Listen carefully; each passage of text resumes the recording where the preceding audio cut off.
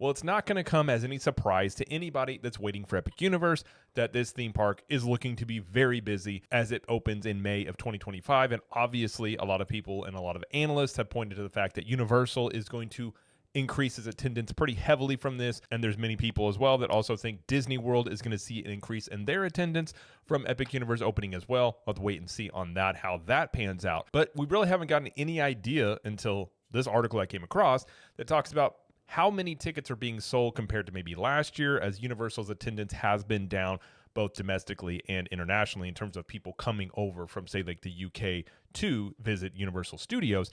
And we do have some numbers here we're going to go through and talk about this because this is the first time I've seen anything, at least at this point, reporting it. Usually we have to wait about a year before the attendance reports come out and we can take a look at how the theme parks are ranking.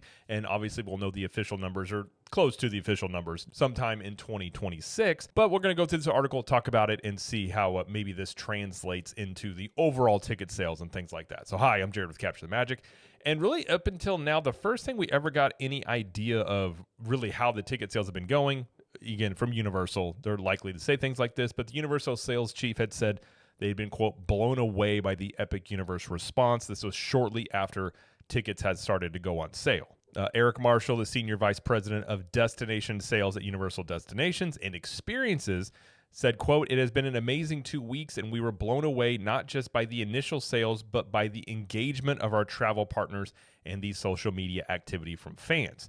Says the energy has been truly incredible, and that has reflected the scale of the project and our belief that it will over-deliver on every expectation. She also said a decision to put both 2025 and 2026 ticket sales out there had been vindicated, with 20% of bookings so far being for 2026. She also said, "We have been targeting that re-engagement with a longer booking cycle for some time now, and the launch of Epic Universe 2026 ticket options has really helped with that." So this was talking about 2025 and 2026 as they opened up that window a little bit.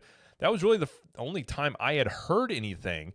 And we have an article here from The Telegraph, and it's talking all about Epic Universe. This is a UK-based website, so these numbers are just off of the UK alone, as I haven't found anything to do with US ticket sales, but it could give us an indication in terms of at least, what we could be looking at least sometime perhaps in the ballpark there. And in this article, they say that Epic Universe is costing around $6 billion. Its investment in its third Orlando theme park, which is taking shape amid a sweeping self-contained 750-acre site that more than doubles the company's Central Florida footprint. It says, happily for Comcast and Universal, all the early indications point to a massive public appetite for this new universe. When tickets went on sale in late October, AttractionTickets.com, the UK's leading provider of theme park tickets, reported a 170% increase in sales for Universal that month compared with October of 2023.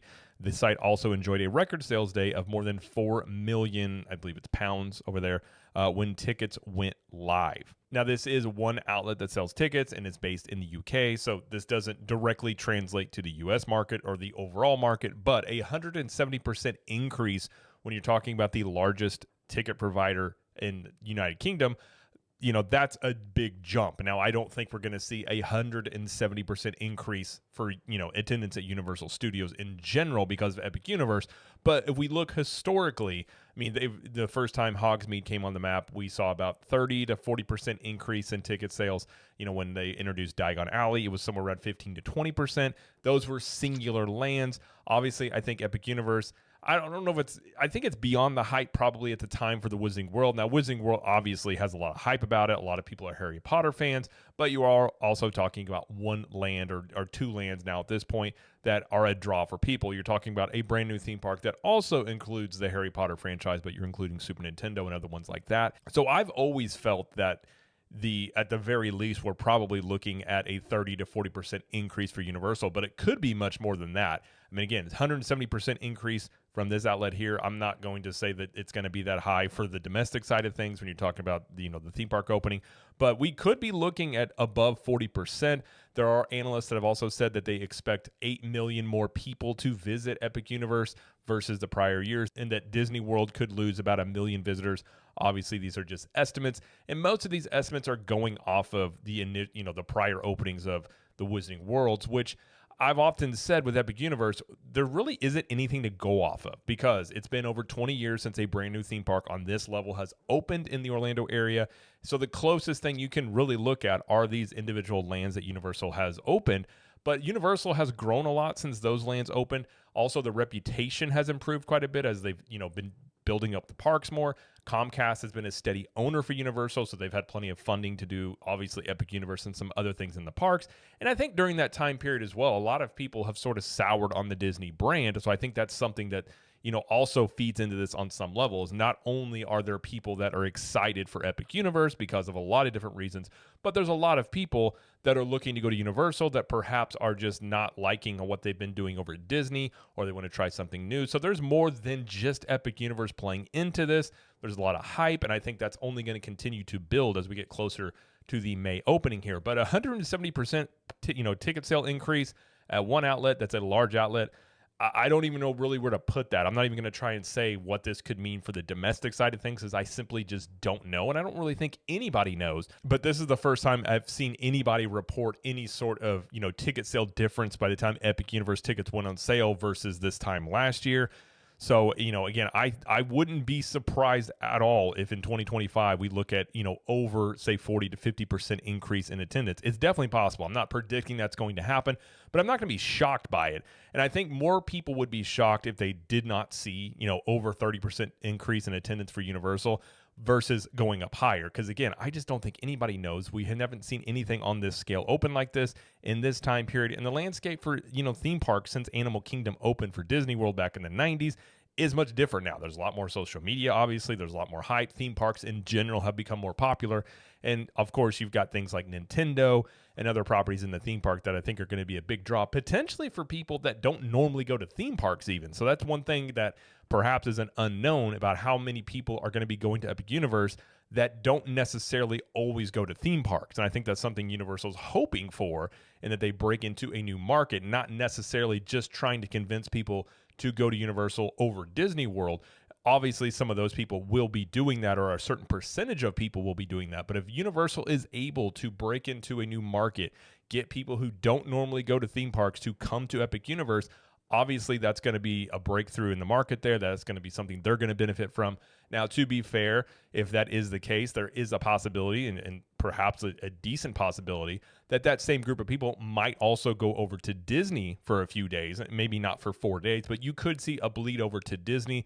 So it's definitely possible, if you look at what Disney's been saying, that they don't expect to see, a major drop. They are basically kind of hedging their bet and saying that, we may see a mid-single-digit decline. They're out there admitting openly. The Disney CFO, Hugh Johnston, recently, we had a video talking about this a couple of days ago, where openly in a question and answer session at some conference he was at, admitted that, Universal could eat into market share, but they felt like that they might be breaking into a new theme park audience. I'm kind of wondering if maybe they're thinking, if Universal is breaking through to this new group of people who don't go to theme parks, that Disney could also benefit from that. But they are also kind of hedging their bets and saying, like, we could see a mid-single digit drop in attendance for a short period of time before some of their stuff comes online that they announce at D23. So, all of this, of course, is just conjecture and just looking at things and just sort of guessing what's going to happen here. But obviously, I'm sure Universal loves seeing these increased ticket sales for the UK. Now, I don't know a lot about UK travel habits and how many people come and the normal percentages.